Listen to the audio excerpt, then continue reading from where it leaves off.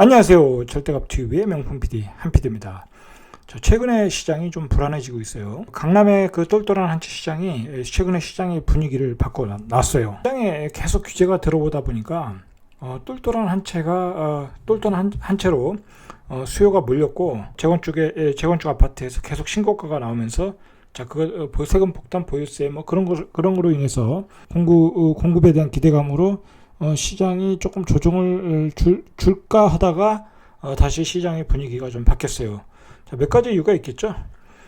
정부의 공급 대책도 예상보다 진전이 없어요. 예상보다 작년에 그 이사 대책 710 대책, 올해 이사 대책, 작년에 710 대책, 그런 계획들이 별로 진전이 없는 거예요.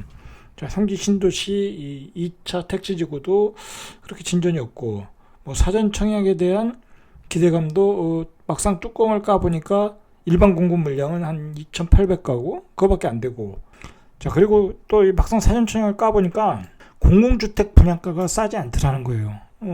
지금 시세에 한 싸면 70%고 대충 한 80%라고 하면 그게 또 10년 뒤에 뭐 8년 뒤에 입주할 아파트잖아요. 뭐 그 당시 되면 좀 싸겠지만 현재 기준으로 보면 그렇게 싸지 않더라. 뭐 굳이 그러면 뭐 바늘구멍으로 들어갈 필요 있겠냐. 뭐 기존의 주택을 사서 가지고 가는 게 어떻게 보면 뭐 투자에 유리할 수도 있다. 뭐 그렇게 판단이 될 수도 있겠죠.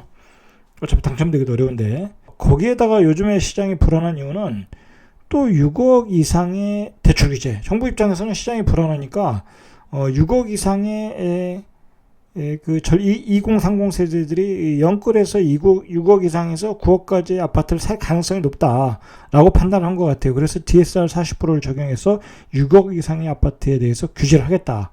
DSR 40% 소득에 따른 규제를 하겠다고 하니까 대출이 축소되니까 6억 이상의 아파트 가격들이 또 신고가를 만들고 있다고 그래요. 그러니까 결국은 정부의 규제가 또 풍선 효과를 만들었다라는 거예요. 지금 시장에서 가장 우리가 지금까지 반복했지만 가장 트리거가 되는 것은 정부의 규제만 나오면 집값이 올라가는 거야. 이거 정말 생각을 해야 돼요. 정부 입장에서는. 정부는 그런 데다가 보궐선거에서 참패하고 부동산 정책에 대한 어떤 기존의 정책을 바꿔야 되냐, 아니면 더 기존의 정책을 유지할 것이냐라고 지금 이제 계속 부동산 특별위원회를 만들어서 대책을 세우고 있는데 우왕좌왕하고 있잖아요. 우왕좌왕. 뭐 지금 대책이 나오지도 않고 있어요. 이렇게 할까 저렇게 할까. 언론에다 이제 흘리면 반응을 보는 거죠. 어떻게 할까. 아직도 우왕좌왕하고 있다. 그런데다가 또 임대주택 축소를 하겠다고 그러니까 임대주택 혜택에 대한 축소를 한다고 그러면 시장의 민간 임대주택의 공급이 줄어들면 어떻게 되겠습니까? 전세 가격이 또 폭등하겠죠. 만약에 이제 이 법을 또 축소하고 임대주택이 또 민간 임대주택이 또 시장에서 사라진다고 하면 또 이게 하나의 트리거가 될 수 있어요. 그래서 이것도 요즘 또 주춤해요. 축소를 해야 되겠다라고 언론에 던졌는데 전문가들 의견이 또 만만치 않게 나오는 거야. 축소했다가는 큰일 난다 라고 보니까 또 이것도 예상대로 또 진행되지도 않고, 그러니까 정부의 정책이 지금 우왕좌왕하고 있어요. 그런 가운데서 6억 이상의 주택에 대해서 대출 규제, 이것 때문에 풍선 효과가 지금 나오고 있다라는 거예요. 나오고 있다. 문제가 있어요. 강남의 똘똘한 한 채 상위권 아파트가 급등을 하고 있고 신고가를 내고 있고, 6억 이상의 아파트가 또 급등 신고가를 내고 있다고 하면 그 중간에 있는 아파트는 자연스럽게 올라갈 수밖에 없는 거예요. 이게 문제라는 거예요. 지금의 집값이 어떤 구간인가? 저 개인적으로 생각하기에는 분명히 이 버블 구간이라고 생각해요. 84 아파트 하나가 10억, 그냥 신축도 아닌데 10억이다. 이게 어떻게 버블이 아니겠어요? 분명히 버블 구간이에요. 그런데 왜 사람들이 10억 이상이 되더라도 사고 있는가? 그것은 이제 금리가 싸기 때문에 그걸 이제 살 수 있는 여력이 되는 거예요. 금리가 싸기 때문에. 옛날에 6% 하던 금리가 3%가 되니까 10억짜리가 사실은 5억의 거래가 되고 있는 거예요. 그러니까 버블이 아니라고 이제 해서 이제 지금까지 가격이 올라왔던 거예요. 금리가 쌌기 때문에. 그러나 이제 지금 여기서 또 올라간다고 하면 이거는 버블이 될 수밖에 없죠. 만약에 여기서 10억짜리가 12억, 13억, 15억 된다고 하면 그건 버블이 될 수밖에 없는 거예요. 왜냐면 지금 금리는 최저금리이기 때문에 금리가 더 떨어지면 그게 버블이 아닌데 여기서 더 떨어질 여력이 없다라는 거예요. 더 여력이 없다. 더 떨어질 여력이 없다라는 거예요. 그렇지 않겠습니까? 여기서 만약에 금리가 떨어지면 말 그대로 인플레이션이 일어나는 거예요. 인플레이션이 일어나기 때문에 뭐 물가도 폭등하고 농수산물도 폭등하고 뭐 예를 들어 야채도 폭등하고 도저히 이 경제가 유지될 수가 없는 거예요. 그렇다면 금리가 떨어지지 않는다면 떨어지지 않는 상황에서 지금이 더 가격이 폭등한다고 하면 그건 버블이라고밖에 볼 수가 없는 거예요. 이렇게 버블 구간에 이렇게 진입을 해서 주택시장의 가격이 계속 상승을 한다고 하면 지금 계속 최장기 상승 구간이에요. 2013년도부터 거의 지금 한 8년째 상승하고 있지 않습니까? 이렇게 상승을 한다는 것은 이 경제에 너무 많은 악영향을 주고 있는 거예요. 악영향. 자, 결국은 요즘에 그 20대, 30대들이 코인을 많이 하고 있지 않습니까? 코인 광풍의 영향이 뭐냐? 이렇게 김치 프리미엄이 붙으면서 광풍이 일어나는 것은 결국 20대, 30대가 어떤 소외감. 자, 그걸 이제 가상자산을 통해서 벌어가지고 어떤 그 보상을 받기 위해서 그렇게 어떤 그 과열된 시장이 되었던 것 같아요. 뭐 8사가 10억이다. 그러면 월급쟁이로서 10억을 벌기가 쉽지는 않겠죠. 자, 이 근로의욕이 저하되겠죠. 근로의욕이 저하되는 거예요. 뭐 다른 재테크수단을 또 강구할 수밖에 없는 거죠. 자, 그러니까 지금 2030이 이제 불만을 갖는 거예요. 2030이 결국 불만을 갖다 보니까 기존의 주택시장에서 불만이 갖다 보니까 이게 또 세대 간의 갈등이 일어나고, 자, 이러한 집값 상승은 여러 가지 부작용을 만들어내고 있어요. 자, 근데 요즘에 이렇게 집값 상승이 뭔가 트리거가 나오면 빨리 전파가 되는 게, 뭔가 이게 나오면은 전문가들, 말 그대로 그 사람들이 전문가인지 아닌지 모르겠지만, 부동산 시장에서 어떤 집값의 징후가, 상승 징후가 나타난다고 하면 이게 SNS에서 빠르게 퍼지는 거야, 빠르게. 이 상승 스토리가 빠르게 퍼진다. 예를 들어 이제 오늘 제가 얘기했지만 금강구, 6억 이상의 금강구 아파트가 신고가가 나오더라. 그러면 그냥 또 우르르 몰려가는 거예요. 그러면 어떻게 되겠습니까? 집값이 올라가겠죠? 자, 그러한 어떤 그 상승하기에 좋은 그런 그 생태 환경을 가지고 있다. 지금 시장이 어떤 전문가들의 SNS상에서 어떤 생산해내는 그 스토리를 통해서. 자, 그러다 보니까 빠르게 어떤 버블 구간으로 들어가고 있는 거예요. 사실 버블이라는 것은 지금은 알 수가 없어요. 우리가 예전에 2006년도에 그 용인의 그 대형 아파트가 한 8억, 9억, 10억 갈 때 그게 버블인지 알았겠습니까? 몰랐죠. 그 당시에는 모르는데 시간이 지나고 보니까 버블이었던 거죠. 자, 그러니까 지금은 알 수 없어도 우리가 이제 나중에 이제 금리가 올라가고 이제 감당이 안 돼가지고 매물이 쏟아져 나와서 가격이 떨어질 때 버블이 되는 거예요. 자, 최근에 가장 문제가 됐던 게 이 DSR 규제예요. 이게 소득에 대비해서 대출을 규제하겠다. 자, 6억 이상 아파트의 DSR을 40%로 규제하겠다라는 정책이 나오면서, 자, 상대적으로 낮은 가격의 아파트들이 있겠죠. 6억 이상의 아파트. 자, 서울 시내에서 6억 이상의 아파트는 아주 낮은 가격이에요. 낮은 가격. 가격으로 보면. 자, 이제 문제가 되는 게 이제 요즘 최근에 이제 노도광도 이제 10억대 아파트예요. 노도광도. 노도광도 10억대 아파트가 돼버렸으니까 6억 이상의 아파트는 또 금강구가 돼버린 것 같아요. 금강구, 금천구, 관악구, 구록구. 자, 이 아파트에 또 뭐랄까요, 매수세가 좀 몰린다는 거예요. 아주 적극적인 건 아니고 신문에서 나오는 얘기가 좀 확대되고 있는 것 같아요. 전체적으로 다 몰리는 건 아닌데, 또 이게 또 그렇게 되면 또 이게 신문에서 나오면 또 다른 투자자들이 가고 실수요자들 가고 그러면 또 이게 현실화가 되는 게 또 현실이에요. 그래서 신혼부부 등의 어떤 젊은 층의 막바지 연끌 배팅이 되고 있다는 거예요. 이 지역에.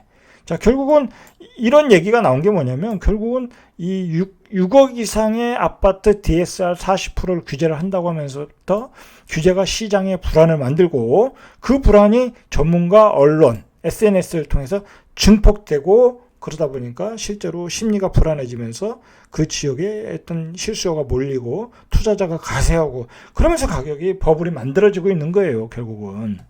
자, 이런 문제가 사실은 정부가 가장 우려했던 거예요. 그래서 정부가 올해 굉장히 많은 뭐랄까요, 공급에 대한 로드맵을 만들어 놨어요. 또 규제에 대한 로드맵까지 다 만들어 놨던 거예요.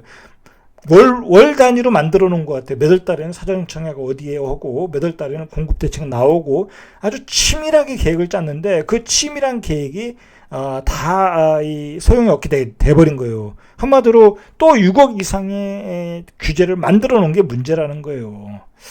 왜 그 정부는 뭐라 그럴까요? 전문가의 말을 안 듣는지 모르겠어요. 제가 보기에는 10억 이상의 대출 규제에서 문제가 분명히 나왔었고 9억 이상의 대출 규제에서도 분명히 문제가 나왔어요. 자, 그런데 또 거기다 대고 6억 이상의 대출 규제를 만들었다?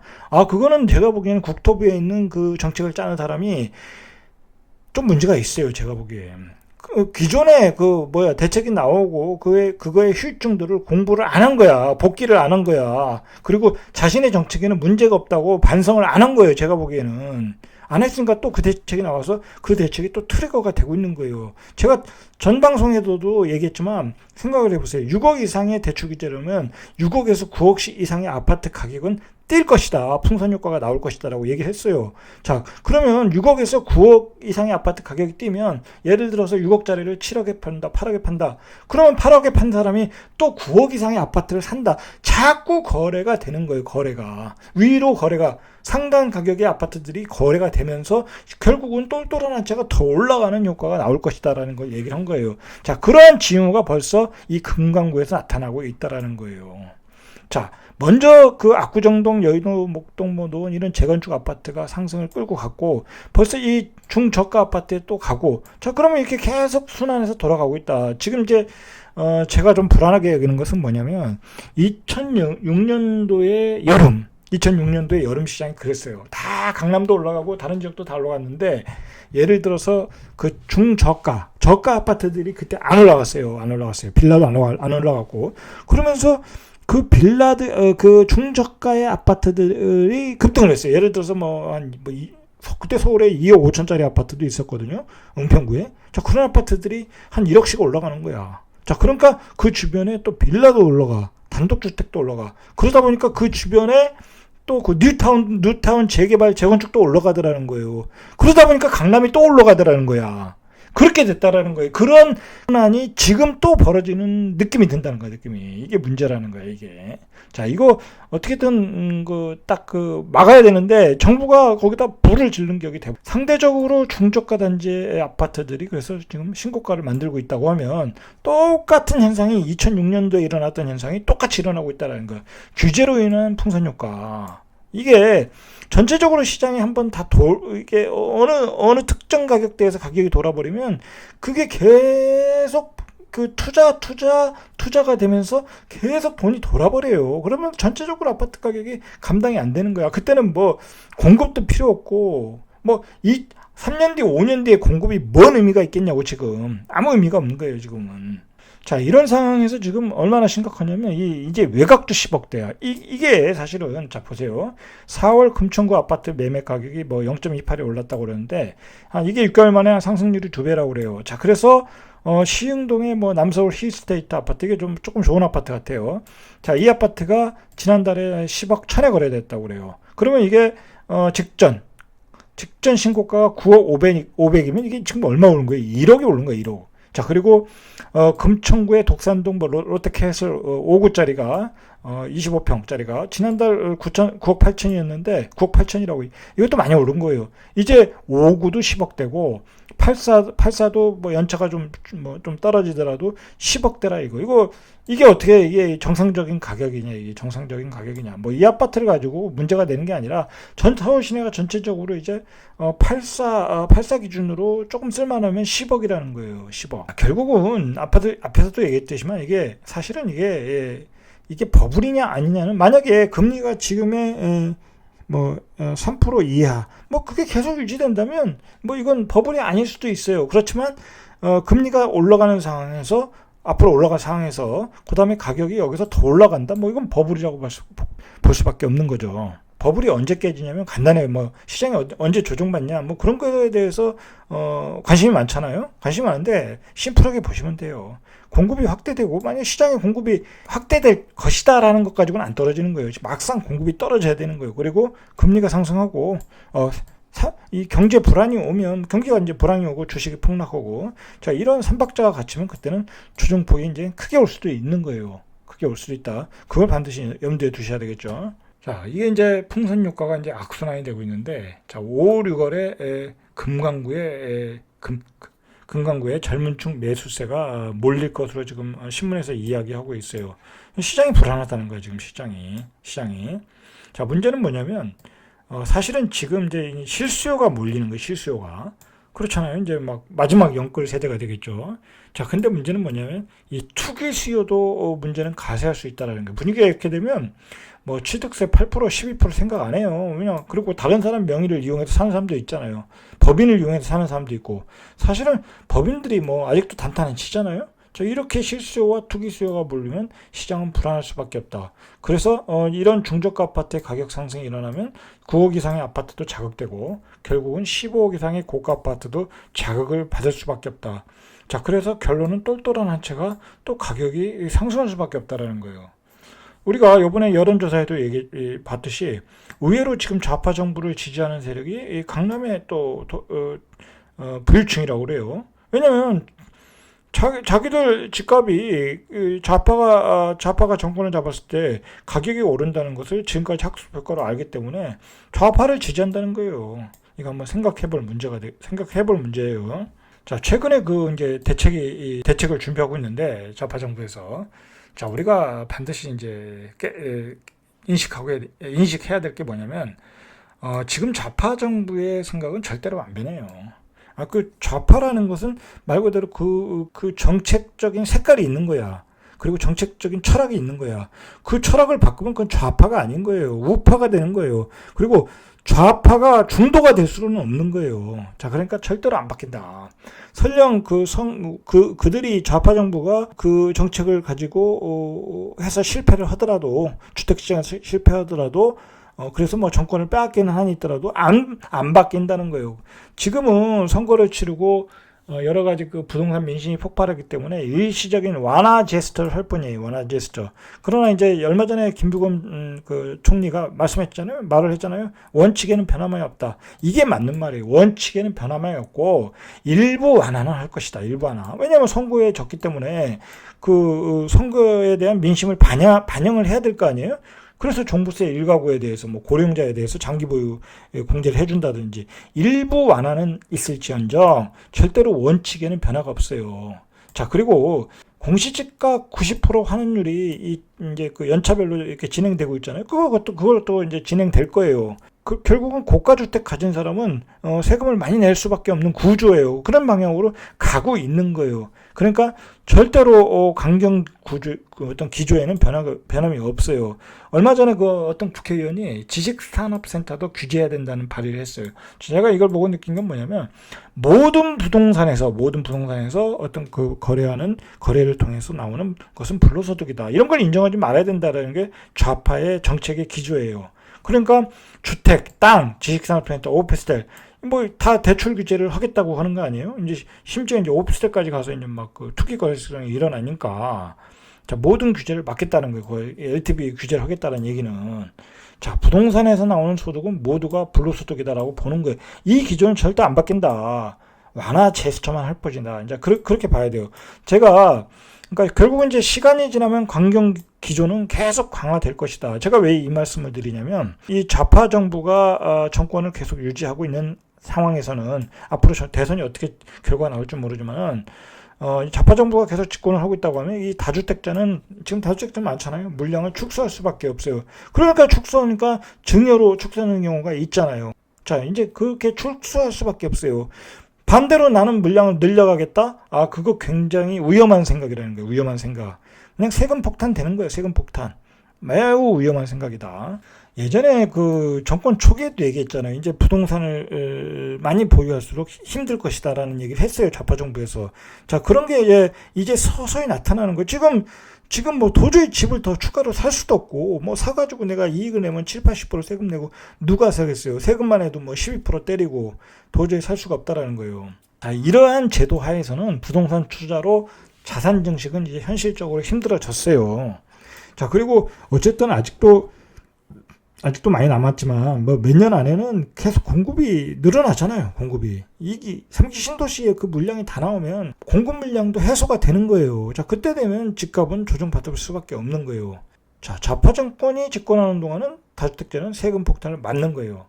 자, 그리고 우리가 한 번 더 생각해야 될 게 뭐냐면, 뭐 제가 뭐 폭락론자는 아니에요. 절대 폭락론자는 아닌데, 지금 방향은 어떤 그 중장기 방향은 그렇게 잡아야 된다. 지금도 다주택자로 막 늘리시는 분들이 있어서 제가 얘기를 하는 거예요. 그건 아니라는 어떤 차원에서 말씀드리는 거예요. 자, 그리고 어쨌든 공급 과잉으로 지금 가고 있어요.